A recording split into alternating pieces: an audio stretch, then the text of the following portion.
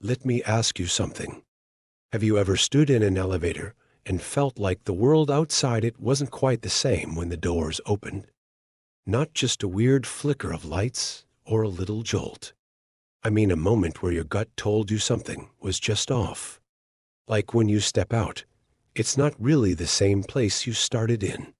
There's a reason some people won't ride elevators at night, and it has everything to do with something called the elevator game.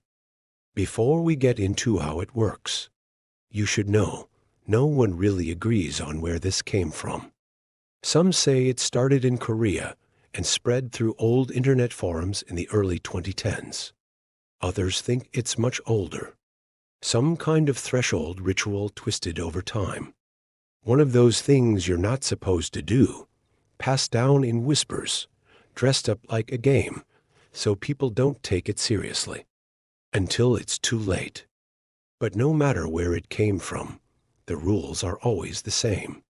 And the warnings? Just as consistent.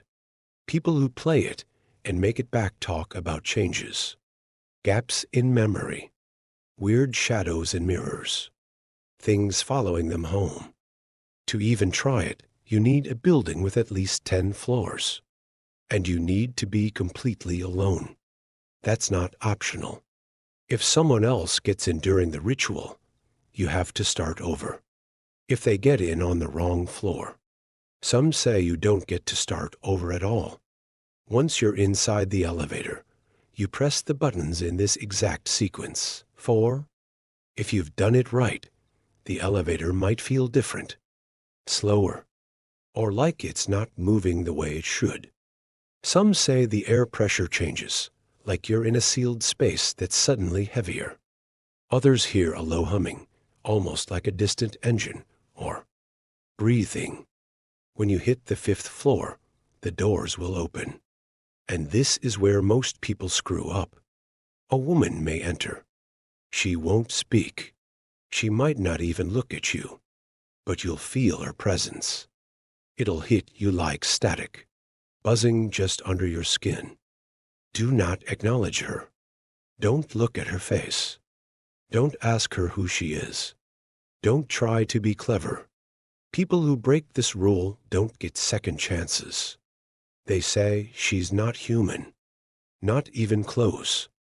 If you make eye contact, it's like she hooks into something inside you, something deep, something you didn't know could be touched. If you stay quiet and still, and the elevator continues upward to the 10th floor all by itself without you pressing anything, then the game has worked. And now you're somewhere else. When the doors open on 10, take a breath before stepping out. Look carefully. It may look like the building you were in, but the lighting will be wrong. The space might feel hollow, like everything's just a little too still. And if you can see the sky through a window, it won't be blue. It'll be red, or a sick gray that doesn't move. That's how you know you're in the other world. They say it looks like our world, but stripped down. Lifeless. Off. There's no one around. No sound, no wind. Cars won't move. Signs are there but unreadable. Time doesn't seem to pass. And the longer you stay, the more it starts to fall apart. Colors wash out. Surfaces lose texture. Your phone won't work. Batteries die without warning. If you try to call someone, you'll hear static. Or worse, your own voice distorted, saying things you don't remember saying. People say the mirrors are the worst. You'll see your reflection, but it won't copy you exactly. Sometimes it lags behind. Sometimes it smiles when you don't. And then the forgetting begins. First, your sense of time slips. Minutes feel like hours. Then you start forgetting little things. Where you were before. Your birthday. Your face. Why you came. Some say if you stay too long, the other world starts replacing your memories with its own. To get back, you need to return to the elevator and repeat the same button sequence in reverse. That's harder than it sounds. People say the building doesn't like to let go. The elevator might take longer to arrive. You might hit a floor that wasn't there before. You might not be alone anymore. Sometimes the woman enters again. Sometimes it's someone else. A stranger. A loved one. A version of yourself. Whatever it is, do not engage. The more real they seem, the more dangerous they are. If you manage to ride the elevator back down, and the doors open on the lobby, take your time. Step out slowly. Look around. The world might feel normal, but there are always signs that something followed you back. Your apartment feels colder. You start seeing things from the other world again: cracked walls, flickering lights, empty streets that weren't empty before.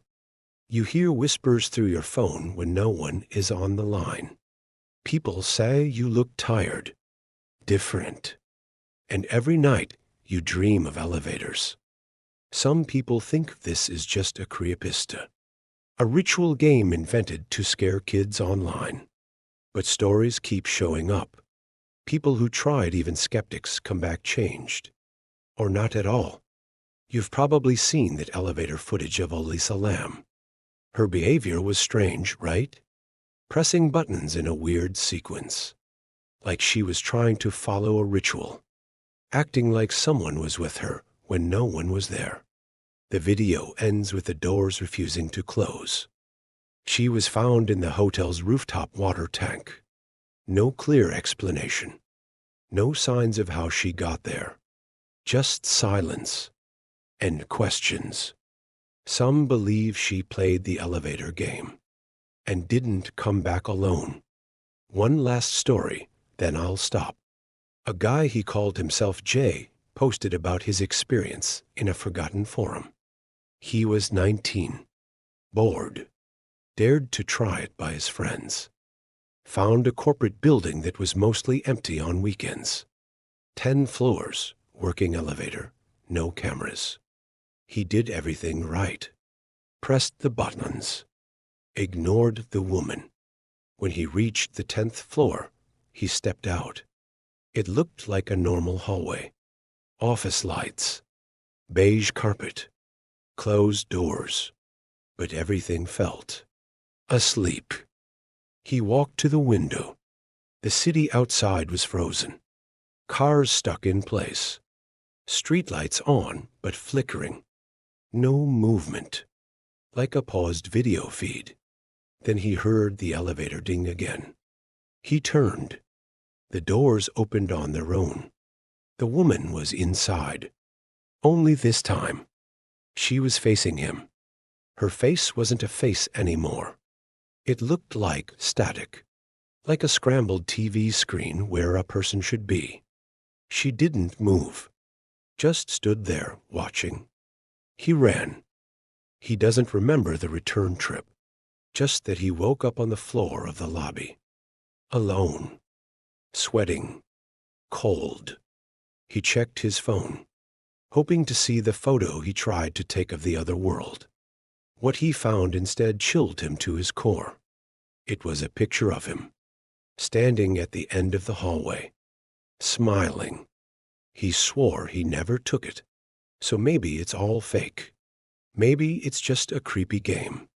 But next time you're alone in an elevator, and the floor numbers glitch, and you feel your heart sink for no reason, ask yourself something simple. Are you sure you're still in the right world? Or did something come back with you?